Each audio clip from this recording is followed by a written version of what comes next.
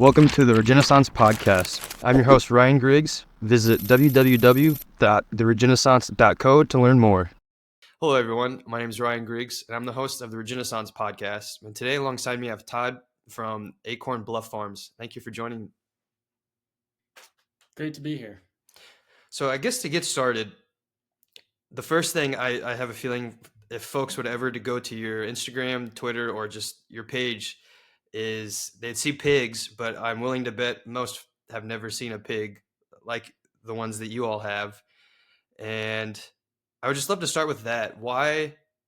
Because I know we can talk about the backstory a little bit, but I kind of just wanted to first just talk about um, the pigs you have, but then also how that's related to the name of your farm. Yep, absolutely. So, the pigs we have are Mangalicas, and the difference is, well, a couple things. Primarily, they're considered woolly pigs. It's not actual wool, such as a sheep, but it is a long, curly, thick, coarse hair. And different pigs have different levels of curl, but a lot of them right here on their neck get really, really tight curls. And they look kind of like a pig sheep. But they've got that going for them, and then they're also what's considered a lard type hog. There's not too many of those left. Most people don't raise those, but they are very, very fatty hogs, so they're very sloppy looking in terms of everything just falls on down. Big little belly, a little saggy in some places, and that's what we like. One of the things we like about them. And then with Acorn Bluff Farms, because correct me if I'm wrong, that you all use acorns to supplement for pigs. Absolutely. So where we're situated is the top of a river bluff, and when we started farming there were a ton of oak trees, specifically white oak, which most of them have since been logged because white oaks don't do well in high population in terms of almost all the trees there were white oak trees. And there are a couple diseases that are prevalent here, and then they'd spread via the root system. So when you have a ton of white oaks, they spread from tree to tree to tree, and pretty soon you're left with a bunch of dying white oaks. And rather than let them continue to decay and fall, and we elected to get them out so that we could replant a healthier ecosystem that was not all one tree. But we did keep a couple that were unaffected. So we've got some red oaks, some white oaks, and they drop acorns in the fall. And we give those to the pigs, as well as we have an acorn picker upper made, I believe, by a family owned business out of Florida. But we take it around town actually, and a lot of our friends and neighbors let us go through their yards and pick up acorns and bring them out to the farm and feed the pigs. So we'll bring 450 gallons of acorns at a time from town out to the farm for the pigs. So that's interesting because when you think about pigs overall, because this is why I was glad we're finally talking to, is the pig industry is, how would I, for the consumer, it's, unless you start really digging, it's hard to really understand the pig industry. I mean, you go to the grocery store and you see Smithfield Foods, and then you learn that they were bought by China, and then you start learning about the quality and care of the animals in these pig feedlots, and then you look at like manure lagoons, and just it just continues to get worse and worse. And then I remember sharing a video about a month ago on my Regenaissance page of a whistleblower from one of these operations, just for this large feeding operation for pigs. And you saw the conveyor belt, it's just garbage, literal garbage, wood chips and all kinds of other stuff, to where if consumers understood that, I highly doubt they would ever be buying any pork from that place ever. And so I was curious then, whenever you started this farm, did you always plan to use the acorns, or in terms of just like feeding them too? Because that's such a huge issue overall with pigs, and they're already, like you were mentioning, more fattier too. So if you're giving them garbage, that just worsens their health, and then So obviously that worsens our health. Yeah, we definitely wanted to. I mean, if you look at where the best, besides our pork, the best pork in the world, sans us, comes from the Iberia region of Spain, where they've run them on, I'm probably mispronouncing, but on the Dehisandra, and they have Ibrico pigs, which are basically on pasture with oak trees. And so they're just wandering around eating these acorns. And I mean, their climate's a touch different than ours. So I'm pretty sure they have much longer acorn production seasons. But that's where the best hamon comes from, right? They're taking these legs and they're curing them for years and really condensing that nutty flavor that is accentuated by adding the acorns, right? Like the flavor of what the pig eats will come through in that meat. Um, we don't want to give them too many walnuts. Walnuts are very bitter. They have tannins in there. So do acorns, but not to the same level as walnuts. And if they eat too many, their fat will become slightly bitter. If you give a pig too much processed bread or carbs, their fat will be slightly softer in consistency than it otherwise would have. So the things you feed affect them. But the ability of the pig to turn other things into bacon and pork, I mean, that's predominantly why they were so prized throughout our history, right? If you go back to the homesteading pig, it was every small farm, 10, 20, 40 acres had a couple pigs because they could feed them their chicken scraps and come up with salt pork and bacon to last them through the winter. Um, they're diggers. You can throw all that stuff in there, and if they're digging around and eating all of that, by the time they're done, you have great compost to start your garden in the spring in terms of the homesteading pig. Um, so, yes, we're very cognizant of what we are feeding them because what we are feeding them affects what they taste like to us. And with the Mangalica, their fat is also much softer than the standard pig because of the polyunsaturated fatty acid content.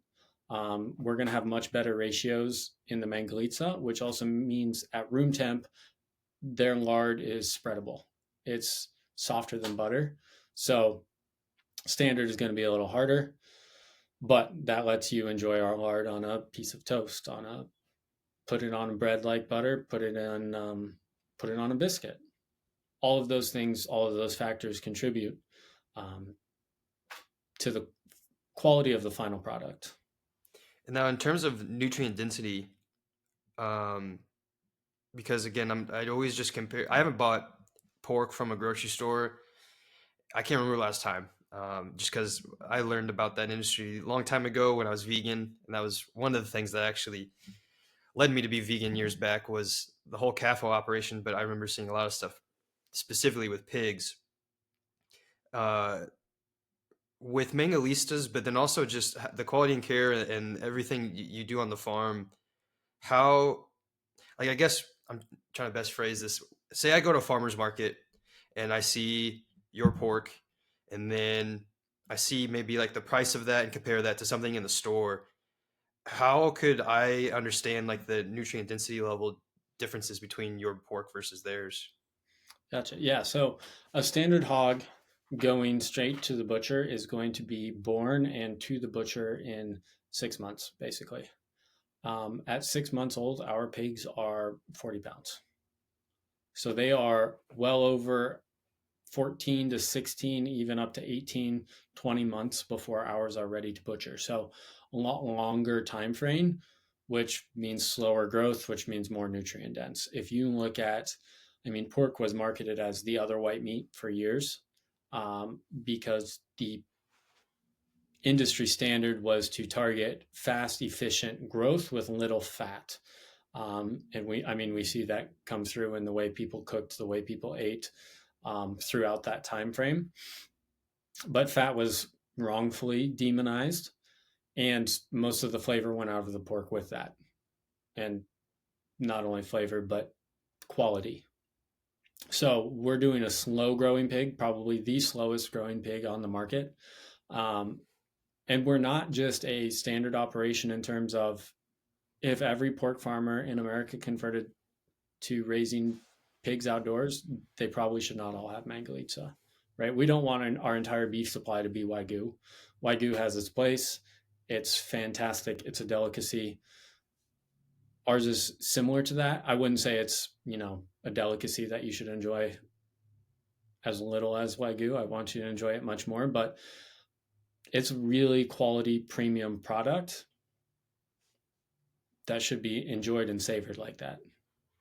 I think that's a good seg because you mentioned so in like typical sense for like say like grocery store pork, you're saying from start to butcher date, that's just 6 month time frame. That's how it typically goes. Approximately, yeah. And then yours is around 2 years. Yes. Because that's interesting. Because that's similar to like say for the whole grass finished beef too. Because that's typically a 2 year time frame. So that's Hmm. interesting because I mean this is one of the main reasons I have the podcast, have the brand, and everything is there is so much education that needs to be had for our food system because now we're at a huge turning point in America with potentially with what's happened with America and the whole Maha movement. Let's see what happens with that. But more and more folks are starting to really wake up and be conscious of their choice, and especially with food and how there's different levels to the price point and everything. Because obviously the highest quality would be just outdoor, open pasture, regeneratively raised, XYZ. I mean, there's so many things for Hmm. that. But with that being said, like you said, 2 years is way longer than 6 months, and that's how it is for all of the other kinds of animals. And then you pair that with how little farmers and ranchers are in actually doing actual farming and ranching. It's a hot mess. Yeah. If you look at the system right now, it is entirely predicated on from vegetables and fruit and meat. How can we keep one product in the store year round without a fluctuation in supply? And that's just not how things work, right? Like Yeah, because then you'll actually it makes me think about what um, Brooke Rollins was talking with. I forgot who she was talking with on Prop 12, or is it Prop 11 or Prop 12? Prop 12 is a California. Yeah, so Prop 12, and because since you're in Iowa and this was pertaining to Iowa, would you be able to speak on this? On Prop 12. Just because that was just really interesting that with Brooke I'm Rollins, I have a lot of reservations about this appointment, especially with that conversation she just had, and essentially saying that she's willing to work with them to continuing of the just the massive confinement areas for pigs, especially for a place like Iowa, which is the largest pork producer in Yeah, America. I'm not for certain on what she said or who she was talking to. The current system is very corporatized. So if we wanted to put in a confinement, what would happen is we would look to contract with a buyer, a larger hog farm. If you look at the top 30 largest hog farms in America, I think three of the top 30 are within an hour drive of us. And what you would do is we would build the barn, but we would contract with them. So they would drop the pigs off. They would dictate basically how much we feed them. They would say you have to give them shots on, when they're 1 week old, give them these shots. They have a contract with a vet. If they're sick, you contact them and they basically have a protocol if they're sick. And then when they're ready, they take schedule trucks to show up, take them out and leave, and then you clean the barn and do it again. It's a efficient way to create protein and profit for someone. Who that someone is, I mean, depends. Hog prices are down. The buildings are very expensive. Um, we'll see what happens in that if anything changes. I mean, there's a lot of money being spent with large contracts being signed, and animal issues aside, that would make me very leery of anything. But whenever you get money in there like that, and then you're getting, whether well intentioned or not, you're getting rules imposed down from above, you're going to see a lot of second, third, fourth order effects that no one really thought of. And well, we've done that for quite a few years, and here's where we're at. With the whole, I guess, would you be able to just talk to on just where we're at with the whole pig industry too. How, yeah, I guess because I personally, in terms of animals, I know way more about beef and bison and chicken, but pork, I'm starting to learn more. And like I was mentioning with the whole Smithfield, but as the industry as a whole, it's definitely something I So lack. I think there's three or four packers for pork. Um, JBS, Cargill, Tyson, and oh, I just looked at it 1 second. And National Beef Packing. But I'm pretty sure here it is. Tyson, JBS, WH Group, and Hormel for pork control about 67% of the market. So, like I said, the farmer typically doesn't own. There's standard would be a farrowing house, which is where all of the sows are kept after they're bred. They're going to farrow or give birth, and those piglets are going to be weaned between 3 days and 2 weeks. And they're going to be given iron shots, and then they will be taken to a nursery. And in that nursery, they'll grow till they're like 15 pounds. And then they will be taken from that nursery and taken to a regular barn. And they will be put, oh, I don't know how many in a pen, but they'll use half the barn until those pigs grow approximately halfway, and then they'll spread them out among the whole barn to keep their stocking rates right. And in that barn, the temperature is controlled, the sunlight is controlled, and their feed and water just come. So it is a cushy environment. It is built to be as stress free as possible. Um, but as we know, that's not necessarily a good thing. Some stress is good stress. Too much is bad. Too little is bad. Um, but anymore, if you started and you're farming, the number of people who do what we would call farrow to finish, who have the pigs in their nursery, put them in a weaner, and then bring them to their hog sheds is dwindling. Just like all aspects of farming, if someone is aging out and going to retire, the only people who can afford to buy out that farmer are already farming, or large or corporate. Um, so we've just seen consolidation of those farms. The big are getting bigger, and like I said, those price tags for small guys are very, very large, and so they're very leery. But departing from that and building something outside of that is very difficult, because where are you going to butcher? Where are you going to sell? Right? We have a premium product because we realize if we are not going to do it that way, we have to sell directly to the consumers. Right? We can't market the same product and put it in the grocery stores and expect to beat their margins. They have scale, they have lots of money, and they have lots of data to say, this is how we raise it the cheapest and the fastest. That's not a game we want to play. Right? We want good quality pork, and how do we get there? And how do we make enough from it that we can keep doing it and do it even better? And our answer was, well, we've got to choose a premium pig.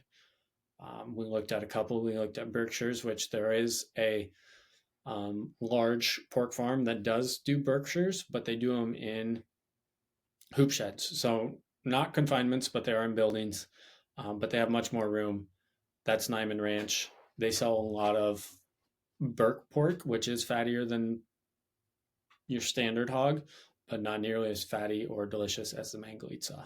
We looked at Mulefoot, which was historically up and down the Mississippi. Mulefoots were raised by small farmers because, one, they were prized for their ham, but two, what they would typically do is get them in the spring, go out to an island on the Mississippi, dump them in the spring, leave them there all summer, all fall, come back September, October, round them up and bring them back, and they would mostly be fat and ready for market. And it was a no building the fence because the river kept them in, no predator issues, load them on there, take them out, let them grow, bring them back. And they made a good farm profit doing that. Obviously, they didn't grow as fast or as efficiently as what most people want now, but very, very tasty ham. Very tasty. We looked at those and we looked at Mangalitas, and then we actually bought some Mangalitas off of Craigslist in southern Minnesota. So we drove up, we bought 7 from a guy. They were happened to have their town festival that day, so we drove through to this guy's little shed out on the edge of town, put 7 little baby piglets in the back, and then just barely missed going through the town as part of the parade. And then drove home and raised those pigs, butchered them, grilled some up, and we're like, wow, this is it. This is what we're doing because this is delicious. What made you want to start the farm in the first place? Is there a red pill moment to where thinking about your food, or yeah, I'm just curious for that. So, our family goes back farming a lot of generations up until our grandparents. They grew up on the farm, and then they moved into town. And my mom and dad both grew up in town. Um, but when I was in 4th grade, my dad's a veterinarian, so he bought some cows to try um, artificial insemination and embryo transfer on. We never really sold those cows. We just kept acquiring a few more here and there. So we had cows for the majority of my life at this point. And I was actually in class. I was going to Iowa State, and my brother, who had graduated, texted me and goes, "Do you want to get pigs?" Sure, why not? So we got pigs, and here we are. Still have pigs 8 years later. So, um, I mean, I like to cook a lot, and I was like, if we're gonna have pigs, they may as well, taste good. I think I'm, we're not playing, like I said, that efficient supermarket game. We're not gonna play a commodity game where the prices are dictated to us, and we just have to try and make our pencil sharper than everybody else. It was like, no, let's just raise the best stuff we can, and then tell people, let them see. So, whenever you were, I guess before, so you and your brother decided on that. Did you already have? Is the farm you're on now the one that your dad had with the cows, or Um, Partly. So my brother bought a house in the country with a few acres that borders where our cattle are. So in Iowa, you have to have so many acres, depending on your county, with each house that sells in the country. So it's not a massive farm, um, but that's where the pigs are. And then I mean, there's some.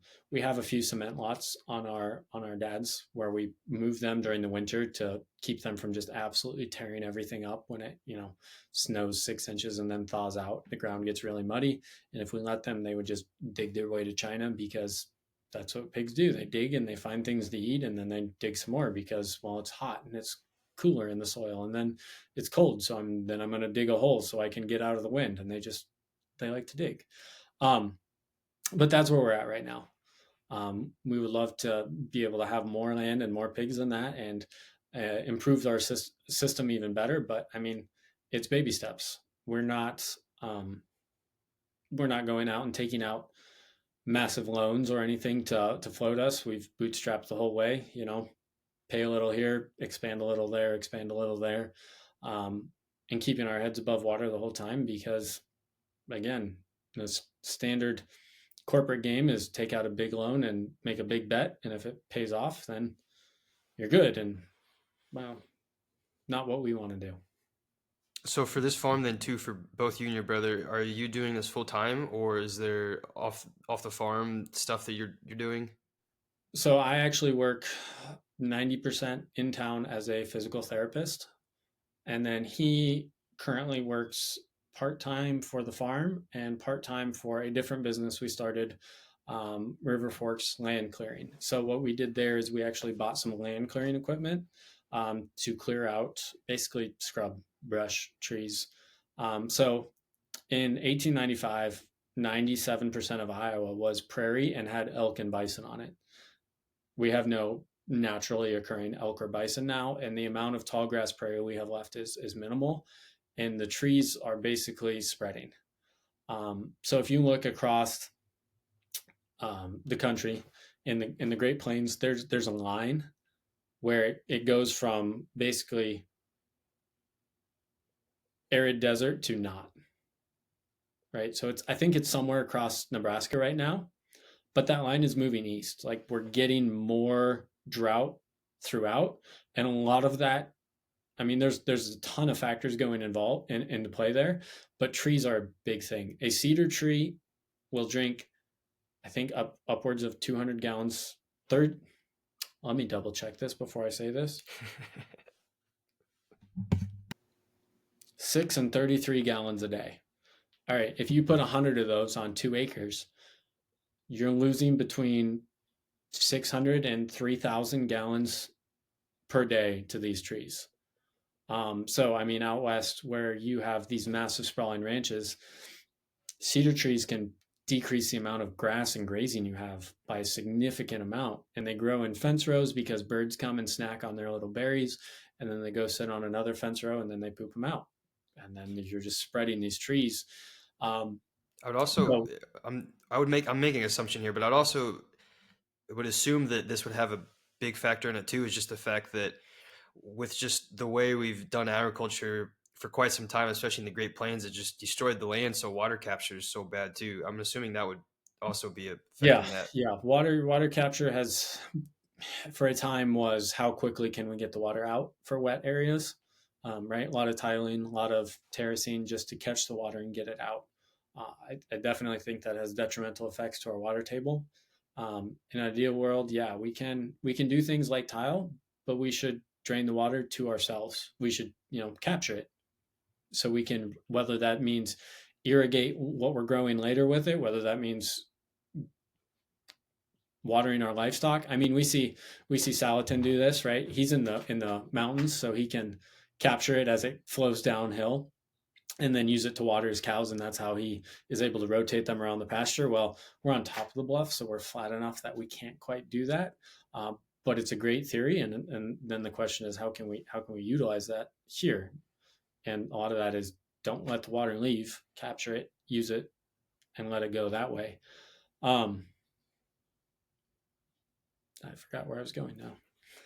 That's all good. I think going back to, you mentioned how with pigs, if you just let them be, that they just continue to dig and dig to China.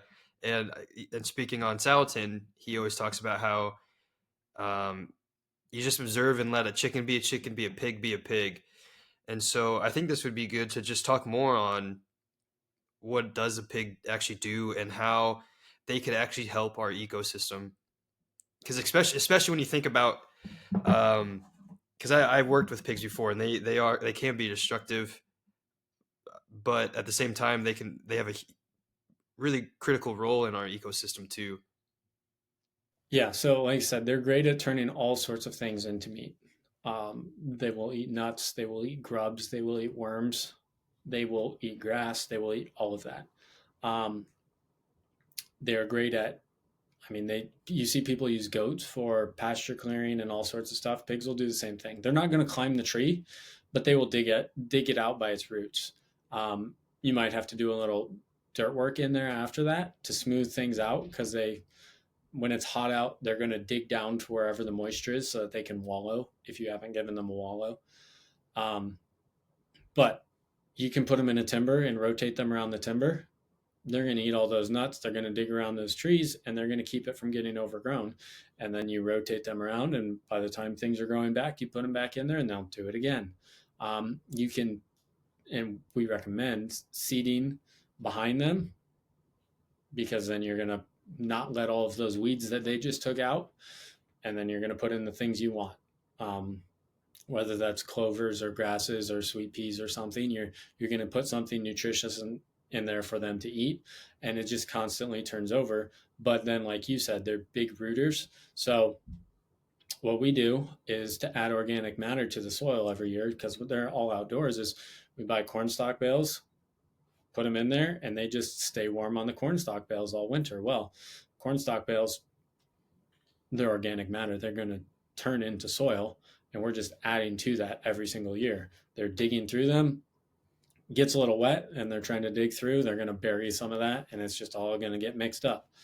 Um, like I said, if we had a perfect system, if we could do a little bit more of a lot of the things we wanted to do, and I know Salatin does this, is when he feeds the cows in the winter, he pulls them out, puts the pigs in, lets them dig through, right? They're basically turning that compost. They're letting it, helping it ferment and helping everything get in there and break down and all that stuff. Um, I think we could do a better job of that than we are, but our system's going to have to be a little different in order to make that work. But there, I mean, there's so many different things. Oh, I wish we did that a little different. I wish we did this a little different. And then you make the change, and then you have to wait a year and see how it pans out before you're like, oh, now we need to tweak this. Now we need to tweak that. So, I mean, we want to talk about pigs being destructive. If you look at what you can build a pig hut out of, if you want to use wood, you should use oak, walnut, or hedge because pigs will chew it. If you go buy 2x4s from Menards, Home Depot, they're just going to eat it up. You build it out of hedge or white oak or walnut, which are all, well, hedge is cheaper, but nicer, expensive woods. But they also have those tannins in the woods that they put in the nuts. And it's not only is it a harder wood, but it's a bitter wood. So if you chew on it, it's going to taste bitter to them, and they won't chew nearly as much, and they won't be destructive. But live and learn. For that, then, are they? Is it destructive just because that's in their nature, or is it like stress related, hunger related, or They're just curious. yeah? They're just curious. You get in there to fix something, set a bag of tools down and turn around, and you'll turn around, and they'll just be chewing on your tools. I mean, goats do the same thing. I mean, we went out there yesterday or Sunday, um, got up, went out there, sat down, and they just walk up real slow. And then next thing you know, they're chewing on your boots and trying to scratch their back on your back. And they're just like, what can I do with this? What's this? And their major exploration is, I mean, kind of like a child. They just bite it. I mean, That's they'll do that with peppers too. They don't like it. You throw some jalapenos in there, they'll go pick them up, and then they'll take a bite, drop, and just stare at you with their mouth open, like, what are you trying to do to me? that's funny. I'm curious then with because the vegans talk about this too with just the intelligence of the pigs. Has that changed your perception since being a pig farmer of just actually being the farmer of the pigs and that? Because I know me personally, I never had issues with that when I worked on the farm, even after being a vegan. But I know I've also not been a pig farmer and doing this every single day for years. So the two of the favorite parts of the pig farming are when the little pigs are born, because they're really darn cute. They're like this big, and they've got little racing stripes on there, and I mean, they literally fit in your hand. And then a week later, they're up and just running circles. They are great escape artists. But then the second part is, I mean, when there's pork on your plate, because in between, yes, they're intelligent. That also means they're intelligent enough to absolutely drive you insane, right? They see you set up the gates to try and catch them because you know, we give some of them some pre-breeding shots. We've had some pneumonia issues, and the pre-breeding shot takes care of that. Um, and they see the gates, and they're like, I know what those are. I'm not going in there.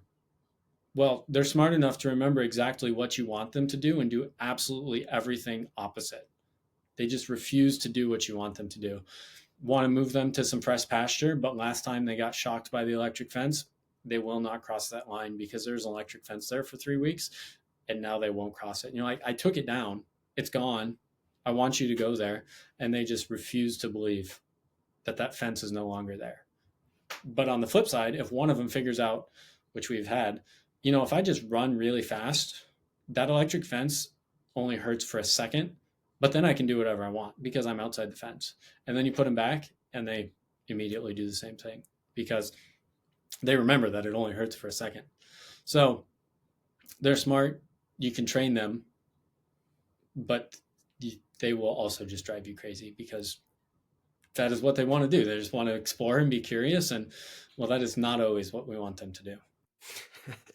Do you plan to add other animals too for the just the like you were mentioning with Salatin how he integrates the pigs and cows together? Mm-hmm. For sure. Long term, we would love to.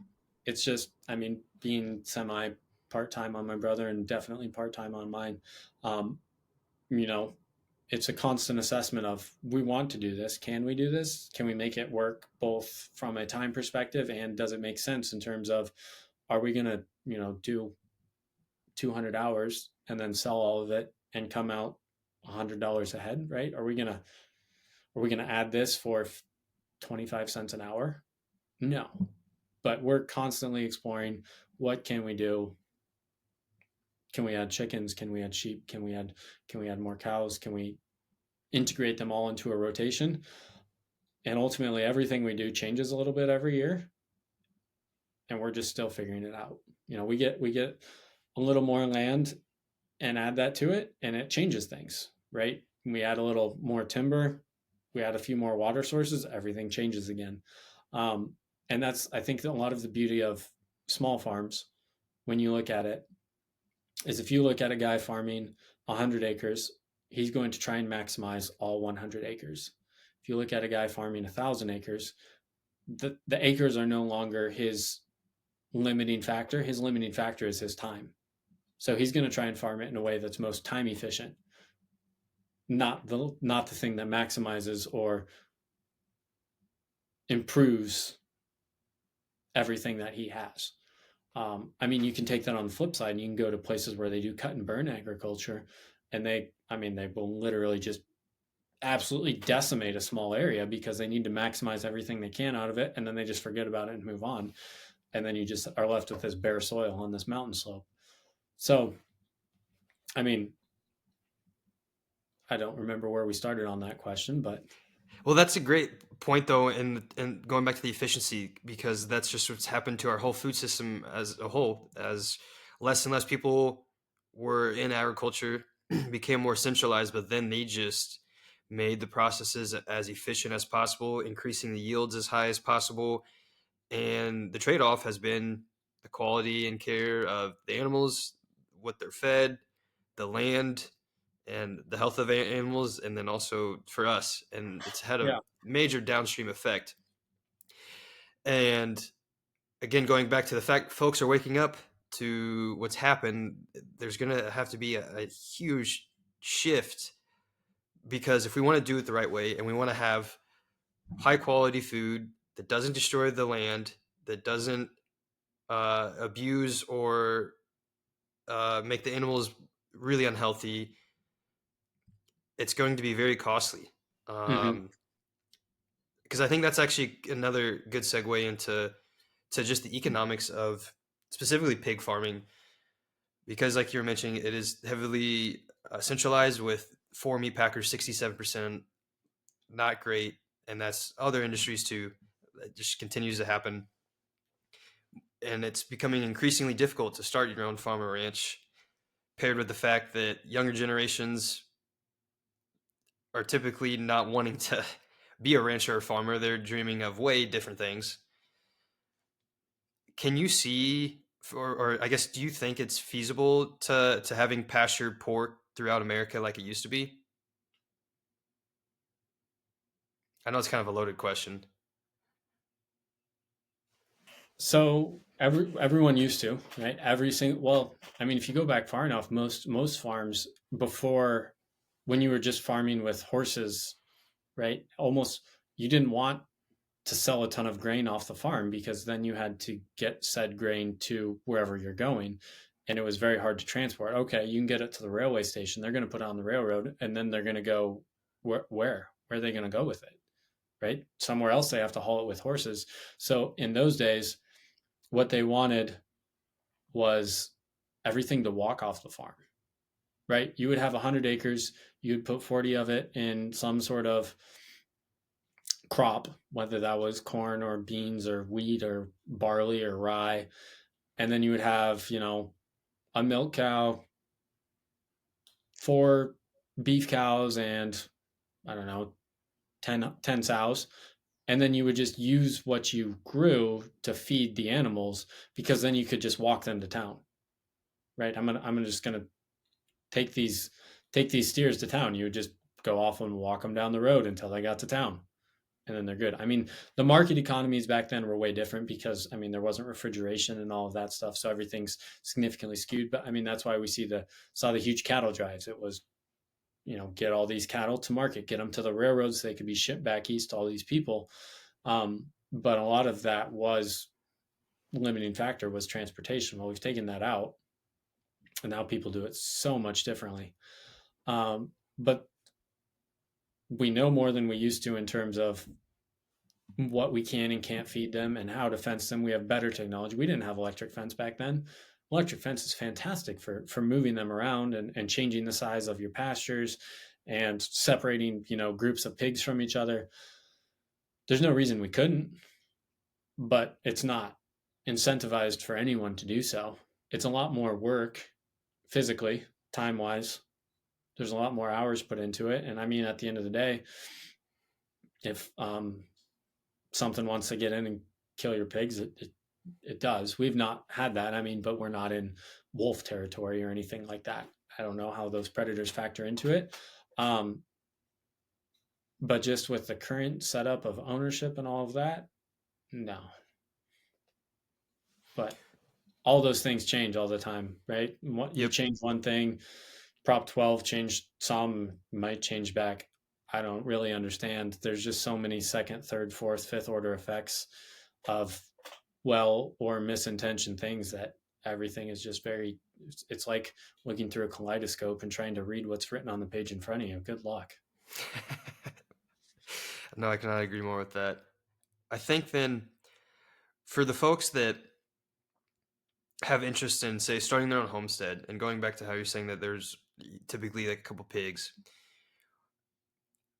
and just the experience you've gone through, and you mentioned the learning lessons of something you wish you knew at the beginning and then you learn the lesson a year later.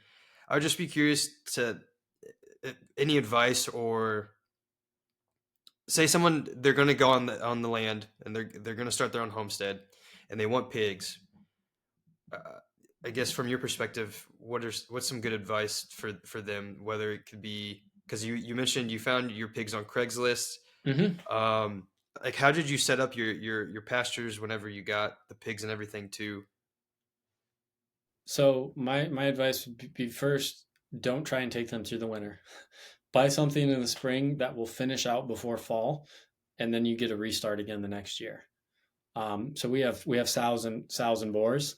So we constantly have pigs. We are pigging in the fall. We are pigging in the spring. And there's always big pigs. There's always small pigs. There's always medium pigs, right? So we have a very complex system. If you're just starting small, do what we did and buy some, finish them out, send them to butcher, sell them to your friends, sell them to your family, see what they think of it, see what worked. Our pasture rotations on a wet year are going to be way different. This year, it rained a ton until May, June, and then it just shut off. And then it was dry until September, and then it all of a sudden rained a bunch again. The year before, it didn't rain at all in April, May, and then it rained a bunch. So every year is a little different. You've got to give yourself room to manipulate, right? If there everybody else is looking at efficiency, and this is in terms of how little money can we turn in this into a pig, or how can we max, like if you look at the processing, like a Tyson that's processing pigs, what they're looking at numerically is what's the maximum number of pigs we can process in an hour, and how can we keep at that pace. But then when something goes wrong on that line, they can sit there and do the math. We just lost this many $1 million for that 3 hours. The better thing is, how can we set it up so that we don't have to deviate, right? Even if something goes wrong, we can continue. Even if one of our sows that we bought wasn't supposed to be bred and all of a sudden she popped out piglets, do we have a place where we can keep piglets? If it gets really rainy, can we modify and adapt? If it's really dry, are we going to have enough grass to make it through, right? I mean, there's so many things going on, and if you're just trying to maximize, something's going to happen because it always does, and then you've got yourself between a rock and a hard place. So just leave yourself a little leeway. If you think you can do 5 pigs on how many acres you have, do 4. If you think you can do a dozen, do 10. and then leave a little bit left over because, like I said, if it just stops raining, you're going to want that extra grass. If it's been super wet, you might also want to rotate them a little faster so they don't dig too much in some of those spots and come back. But you've just got to have room to wiggle. And then So as you do it more, you'll get a better feel for it, and you can play around with that a little bit more. so for say you have an acre to use for pasture, you would recommend 4 to 5, or Well, I mean, it depends. If you're in Iowa where we're at, yeah. If you're in Texas, no, that's probably going to be a lot. But the other question is how much supplemental feed can you give them, right? We have a deal with some vegetable farmers, and they do intensive vegetables and sell them at vegetable stands. And while they have odd shaped ones or ugly looking ones or ones that I mean they're not raising supermarket ones, so it's good for 3 days. And if it doesn't sell on the stand for 3 days, they've got to get rid of it. Well, we bring a trailer out there, they just fill the trailer, and then we bring the trailer back into the pigs and feed them all sorts of tomatoes and sweet corn and cantaloupes and watermelons, and they just have a blast. You can do a lot more pigs that when you're getting all of that extra feed, that's quality feed without that. I mean, so if you're next to an apple orchard and they make cider and you can get all the scraps, that's great. You can do more pigs. If you're next to a couple more houses, I mean, you're not going to get much. But I mean, it's all variable. Depends on where you're at. Depends on what you have. I like the comment just on the vegetable farm and just adding that supplement to the pigs. That's one thing I really like about agriculture is not only does it build and bridge communities for from the farmer to me as a consumer, but you're also building communities from farmer to other businesses and Mhm. thus increasing and just keeping it more in the community. Because I visited a farm in local Austin area last year, and he's got a bunch of lamb. And I remember we drove out to, I forgot where, but he picked up a bunch of old food scraps too. And that's just cool because you're upcycling in a way essentially Mhm. because then there's also I had Santa Clarita beef on, and they finished their beef on carrots, Mhm. and so that's just a cool aspect. And that's another cool thing with agriculture is it forces you to be it forces you to get creative and figure that out. And that's just always that was just really cool whenever I first switched into agriculture, seeing that from farmers, because that's also the frustrating one of the frustrating aspects of agriculture is a lot of people that have never talked to a farmer or rancher or ever visited one or have so disconnected from it, they assume that the farmer rancher is just this dumb hick. Could not be further from the truth for a lot of the cases. Because even going back to the pigs, I think about whenever we had to corral them for processing as well. You're right that they are rather smart, and I just remember we were very short-handed, and it was very difficult trying to get some of these pigs. And he just was quick thinking right off the bat constantly, and it worked. I would have never been able to do that right then and there at all. Yeah. I would have been so screwed. Just this week, we've moved the boar from one sow pen to the other sow pen, and he just didn't want to go. He's like, last time you moved me, I was by myself. Or who knows what he was thinking, but he did not want to go. I'm like, buddy, you've been at the fence sniffing all of your female friends, and they've been at the fence sniffing you. I'm trying to do you a favor. I just don't speak pig. He couldn't get that through his skull, and he just did not want to go. He was very happy once he did, and completely ignored me afterwards. But I mean, it was not very fun. But he had fun after. He had a lot of fun. So That's so funny. I also just realized I wanted to go back to the weather aspect too, mentioning that you got a lot of rain up until May, and then the previous year you did not. How did that affect your day-to-day operations this year compared to last year? Because so that's when it another, was I guess the last thing too, I just want to add, because that's one thing too, again, that consumers just don't think about a lot. Agriculture is so weather dependent. And as you can see from the last couple of years, I mean, if you look into Austin, for example, back in 2021, we had a crazy ice storm that just destroyed the city essentially for a while, and they didn't know what to do. And but then you think about that with food, way different ball game, especially whenever you're so heavily invested in it, literally, Hmm. and then mentally and spiritually with the animals and land. It's a way different ball game. Yeah, so when it was raining a ton, like normally, I mean, once the snow's gone and it's warm, like 40 and above, we don't have to bet at all, because I mean, they just lay on the ground and they're fine. But that year we had to because I mean, you know, you can't have them laying in their own excrement and mud all the time.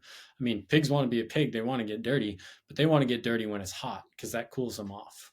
I mean, pigs don't sweat. That's why they want to wallow. They want to dig down in there. But then the inverse is true. When it's cold and they get wet, they're just cold, right? So we were going through a lot more bedding than we normally would. But then when it shut off, everything had grown really well, and then it just stopped, right? So it timing worked out perfectly this year, as in we rotated them through, they were basically out, and then all of a sudden all these vegetables start rolling in, right? So then we can keep them in one spot, kind of make that a little bit of a sacrifice area, and just give them a ton of fruits and vegetables and things like that that they're just going to be happy to eat. It's going to pack on the pounds and going to do great. And then we let that other rest of that pasture just recover. Then when it finally did rain, boom, grass again, time to rotate again. Um, but yeah, if we were fully maxed out, we would have been in a very difficult position in terms of our ability to rotate or things of that nature. So we're gonna play around. We're gonna hopefully pants. I think they're called mangle beets. They're a old style beet that just grows massively. I think you just had Matthew or someone on your podcast. Hmm. Yep, and he actually turned us onto those with a couple things he shared on Twitter. So we're going to try those this year and see if we can't produce a ton of tonnage for the pigs. That's super good for them, and not much space. We also grow pumpkins and sell those in the fall on a roadside stand. So all of the extra or odd shaped pumpkins, pigs love themselves some pumpkins. So as long as you break it open, they can get in. They're all about that. So you know, a little bit of this, a little bit of that, and we were able to get through just fine. But yeah, the beets are the new one for this year. We'll see what we can do with those. That's cool, and that's also cool. I mean, that's just another cool aspect of agriculture is just sharing ideas and trying it out and testing it out. Uh, Now I lost my train of thought too. Um, what was I gonna ask? Wow, we were talking. Now I completely lost my train of thought. I can talk about processing a little bit too. So in order to ship across state lines, we have to be USDA inspected.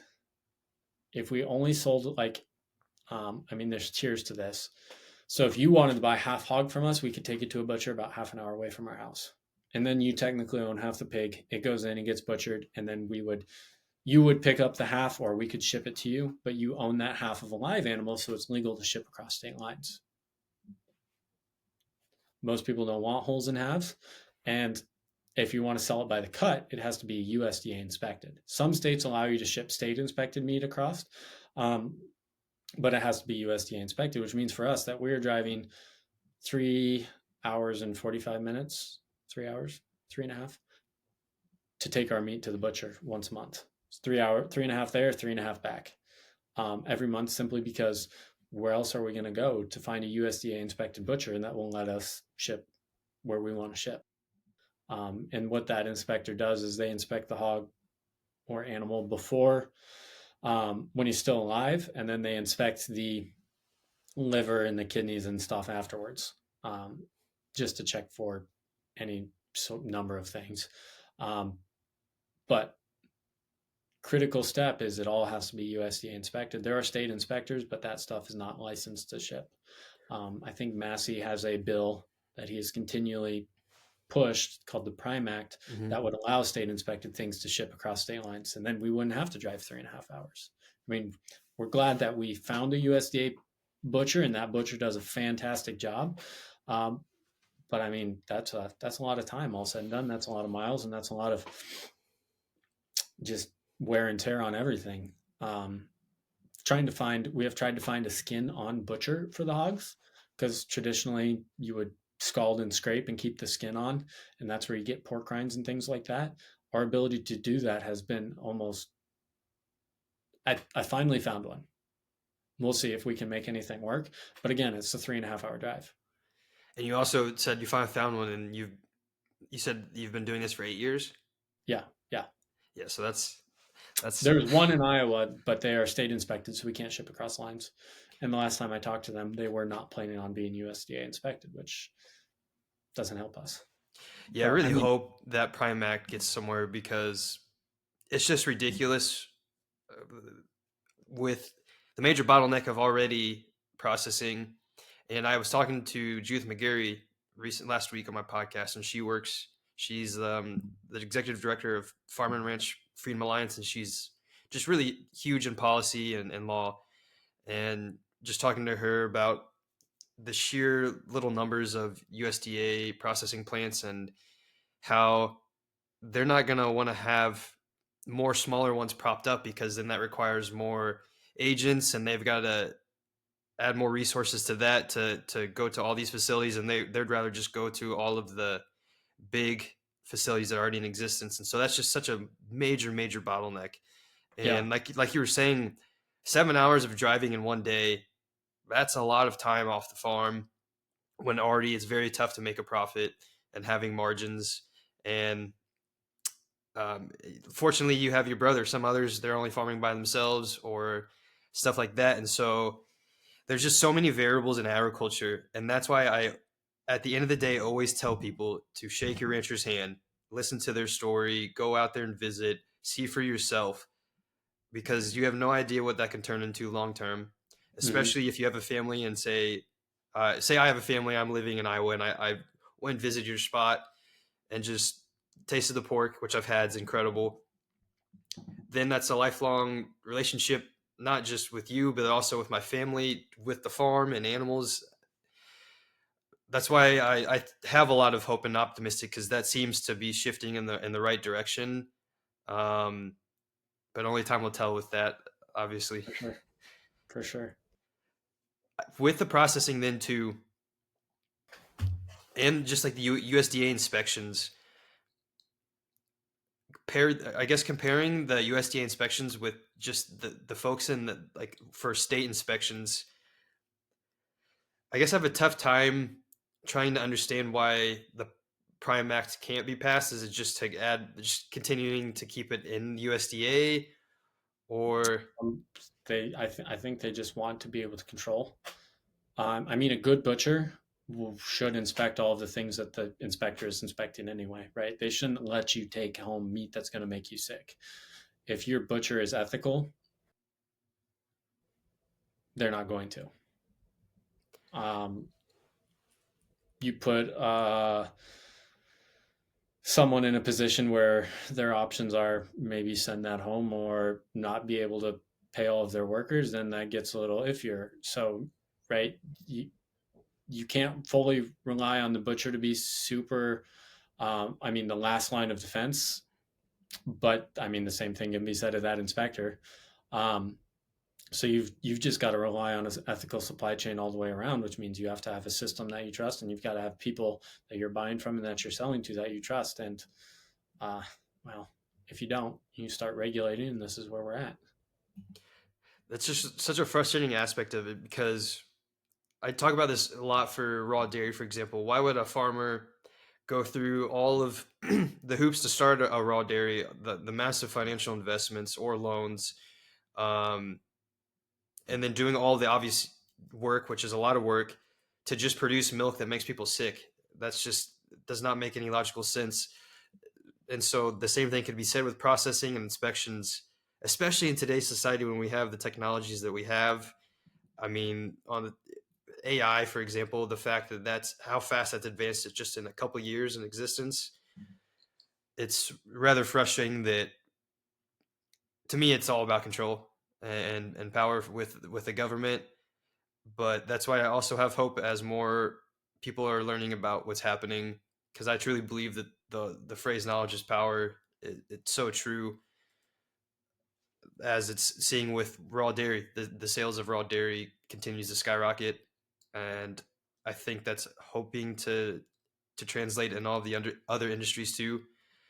Yeah, I think if you look at it from a risk perspective as well, I mean, you see this whenever there's an E. coli or salmonella outbreak or the boar's head sausage issue, right? When you have everything centralized like that, and then one place does have an issue, but it's all been sent out, how many people get sick, right? Whereas if you're going down the street to your neighborhood butcher and he's selling to everyone in a 5 mile radius, and one, he's not going to be as okay selling something that he knows he shouldn't because it will make his friends, his family, his neighbors sick. Whereas otherwise, it's just meh. I don't care. I'm just doing my job, right? And then if you do have an issue, it affects 100 people instead of 1,000, right? So they think it's a distorted understanding of risk of them thinking that by limiting the total outbreaks, they're limiting the severity. But the reality of it is all it takes is one thing, one outbreak at a national level to equal all of the possible small ones that could have probably been averted, right? One issue with one small butcher is way less bad than what happened at Boar's Head. And Can if you you just explain what happened at Boar's Head? they had things in the sausage they shouldn't. I haven't read the article recently enough to tell you exactly what happens. I believe they had people working there that should not have been working there, that did not follow their rules and stuff about what should and should not be done for cleanliness standards, and it had a massive effect in terms of foodborne illness from people consuming it. And I mean, one drop of blood in a 5 gallon bucket of water taints the whole bucket, right? So a little bit in a massive operation that ships everywhere does all sorts of stuff. But again, there's no one who's really in charge of any one thing, and that's what frustrates people. On the topic of just illness as a whole, because one thing that's talked about a lot with specifically pigs is parasites. And I know a lot of people don't eat pig nearly as much anymore, and that's one of the reasons. Um, so I guess just the topic of parasites with pigs, is that actually a major issue overall? And then two, how can folks try to just find good quality pork to ensure that they might not run into that issue? Um, the first thing, even if you have parasite infected, is if you cook it to the proper temp, you're fine. Outdoor pigs, pasture pigs, I would not undercook because if there are rats nearby and they eat a rat, you can still get trichinosis from that. So the other thing I tell people is don't cook to color either. Is buy a meat thermometer because our pork will be pink when it's properly done. Most pork will not. So if you're cooking to color, one, you're going to overcook ours, and then you're going to think we have a bad product, and it's just because you overcooked it. But yes, they are an issue. I mean, we have to deworm because we get the piglets, especially, will get worms. But you can see that we deworm them when we wean them, and that takes care of it. And then we don't have issues. Um, but it's like I was talking about. They're trying to create a stress-free environment in these confinements, and while that doesn't work that well, the pigs need to be stressed in order to respond to stuff. So beyond those worms, we've never really had an issue with anything. Like I said, we had pneumonia in one sow, and it was something that she had acquired as a small piglet elsewhere, and then she had basically beat it, and then she had come to our farm, had it, but it only has an effect on basically little pigs. So then she had a litter, and they all start dying. It turns out they all had pneumonia that they had acquired from her, but we didn't know because we never knew she had pneumonia. Now we just give her a shot before she's bred, and we never have any issues with pneumonia in her piglets, and we're absolutely fine.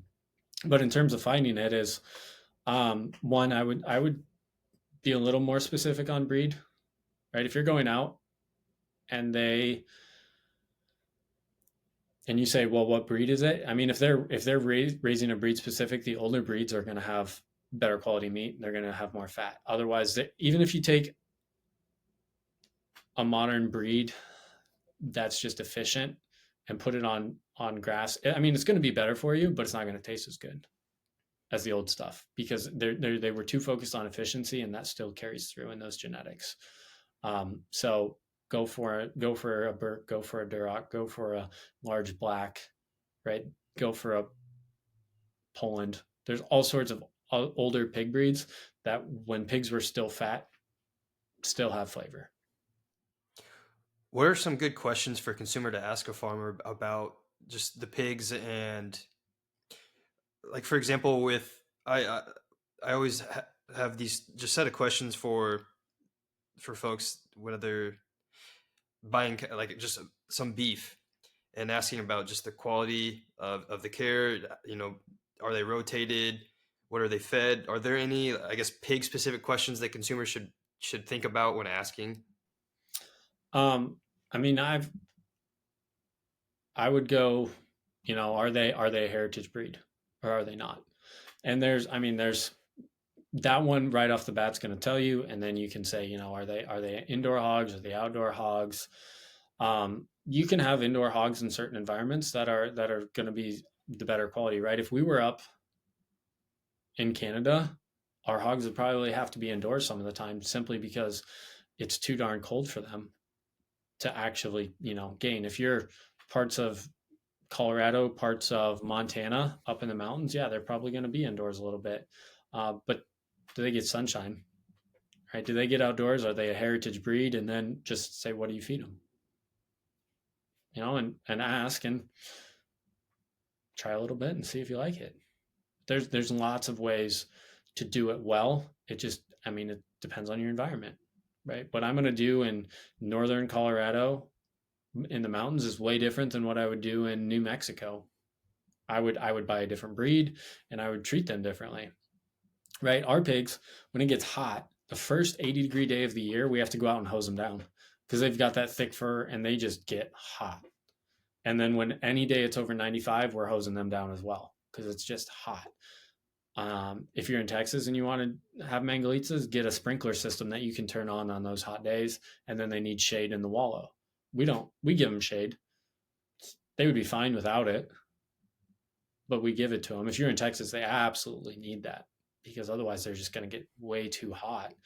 And not only is it, I mean, they just they're gonna dig till they find a little moisture and they're just gonna lay there all day. And then maybe they'll get up and move at night, but they do not want to get themselves warm at all. So there's lots of good ways to do it. Every area of America you're in is going to have a little bit different vibe to it, and it should, right? That's how we got all these breeds. How many breeds of cattle and pigs did we get from England? It was a pretty tiny island, but they had all these different little niches in each little local area because that's what worked in that specific area, and that's great. I think that's the best way to end this podcast on that. And that's why I love another aspect of agriculture. It's not one size fits all, and it's very location dependent. But then that's also what makes, like, going back to the collaboration so cool, because like you're mentioning, we brought so many different kinds of breeds back to America, and then yeah, I'll just end it at that. So thank you for joining. If Absolutely. there's any last things that you would like to add or plug in, that would be a good time to do that. Visit our website, order some pork, to let us know what you think. But we're convinced that we're doing the best job we can, and it's the best pork out there. And to the listeners, you definitely should because it tastes really good. So thank you. Visit www.theregenaissance.co to learn more.